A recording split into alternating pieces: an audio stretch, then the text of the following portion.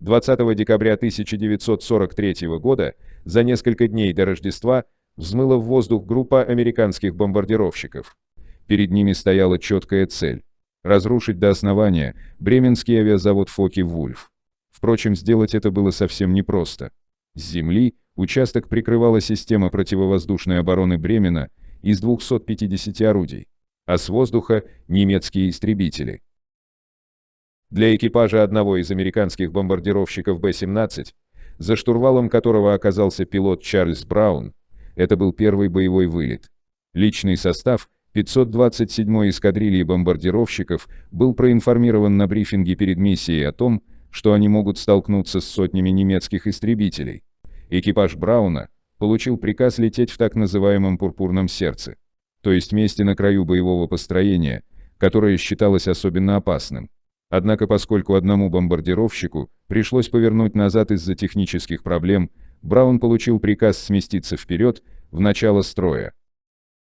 На высоте 8300 метров, при температуре минус 60 градусов, Б-17 Брауна начал 10-минутный заход на цель для выполнения бомбометания. Еще до опустошения бомбоотсеков немецкими зенитками был разрушен носовой обтекатель, поражен второй двигатель и поврежден четвертый. Полученные повреждения замедлили скорость полета бомбардировщика. Браун не смог остаться со своей формацией и отстал от группы. В итоге самолет попал под длительные атаки противника. Получил повреждение еще один двигатель. Снаряд пробил левое крыло. Была повреждена рация. Внутренние кислородные, гидравлические и электрические системы бомбардировщика были также повреждены. Самолет потерял половину своего руля направления и левый руль высоты. Большую часть пулеметов заклинило. Самолет с трудом держался в воздухе. Хвостовой стрелок был убит, а оставшиеся 9 членов экипажа все были ранены. Кто тяжелее, кто легче. Командир экипажа второй лейтенант Чарли Браун был ранен в плечо и с трудом удерживал штурвал. Обезболивающее в шприц-тюбиках замерзло, осложнив оказание первой помощи.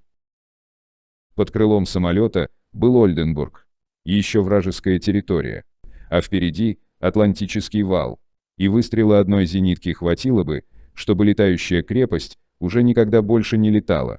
И тут американский самолет заметили на полевом аэродроме под Евером. И за уже подбитой машиной погнался на своем мессершмитте БФ-109 Франц Штиглер.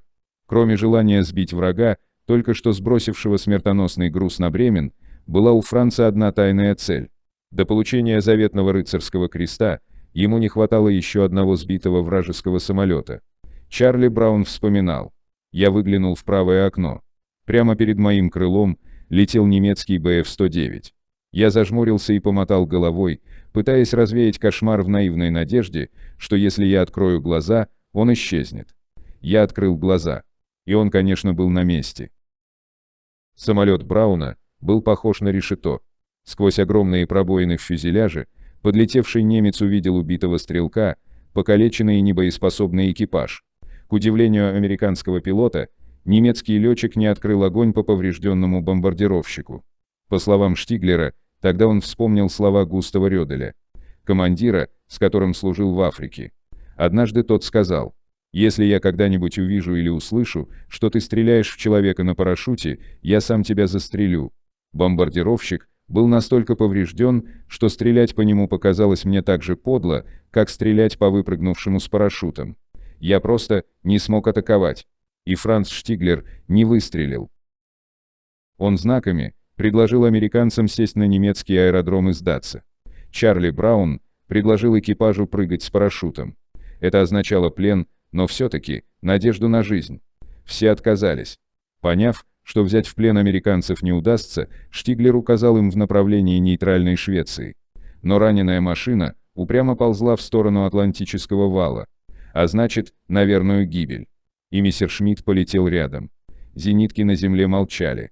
Наверняка немецкие зенитчики видели вражеский бомбардировщик. Но рядом с американцем летел свой истребитель. Штиглер летел рядом с американцами до тех пор, пока оба самолета не долетели до открытого моря.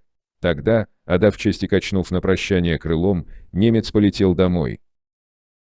Франц Штиглер вернулся на свой аэродром и сообщил в рапорте, что вражеский самолет сбит и рухнул в море. Он продолжал воевать, командовал эскадрильей, сбивал вражеские самолеты.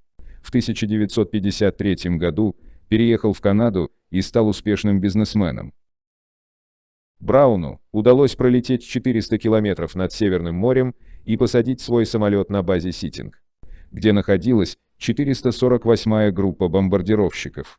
В ходе разбора полетов он сообщил своим офицерам о том, как его отпустил немецкий летчик-истребитель. После войны Браун вернулся домой в Западную Виргинию и поступил в колледж. Затем служил в новосозданных ВВС США с 1949 до 1965 года. А в 1990-х Чарли Браун и Франц Штиглер, спустя 45 лет после войны, снова увидели друг друга, стали близкими друзьями и оставались таковыми до своей смерти с разницей в 8 месяцев в 2008 году.